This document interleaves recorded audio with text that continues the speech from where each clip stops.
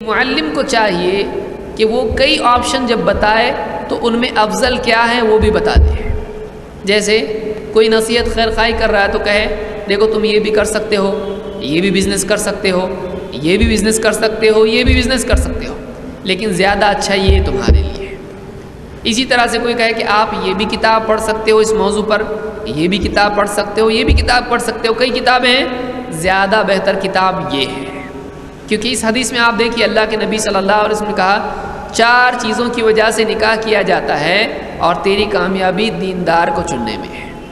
تو آپ نے کئی چیزیں بتائی جو لوگ عام طور سے کرتے ہیں، لیکن آپ نے یہ بتا کے چھوڑ نہیں دیا کہ ان چیزوں کی وجہ سے نکاح کیا جاتا ہے، بلکہ آپ نے بتایا کہ تو دیندار کو چن۔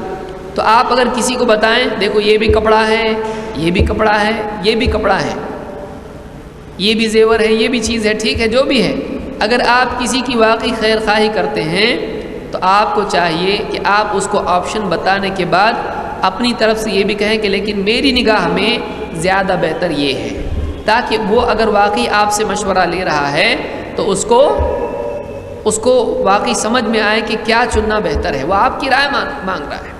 بعض اوقات کوئی آپ کے پاس آتا ہے کہتا ہے میں کیا کروں، آپ بتا دیں آپ یہ بھی کر سکتے، یہ بھی کر سکتے، یہ بھی کر سکتے۔ اب اس کے ذہن میں پہلے پیچیدگی کم تھی، اب زیادہ بڑھ گئی ہے۔ اب پہلے 2 چیز جان رہا تھا، آپ نے 10 چیزیں بتا دی، اب سوچنا پہلے سے زیادہ مشکل ہو گیا۔ تو ایسی خیر خواہی کیسی جو اور زیادہ آدمی کو پیچیدگی میں ڈالتی ہے۔ لہٰذا کوئی آپ سے اگر مشورہ مانگتا ہے تو آپ کئی آپشن اس کو بتا دیں، اس کے بعد آپ کے نزدیک جو بہتر ہے آپ کہیں میرے نزدیک یہ زیادہ مناسب ہے۔ یہ رہبری کا بہتر طریقہ ہے جو حدیث سے ہم کو ملتا ہے۔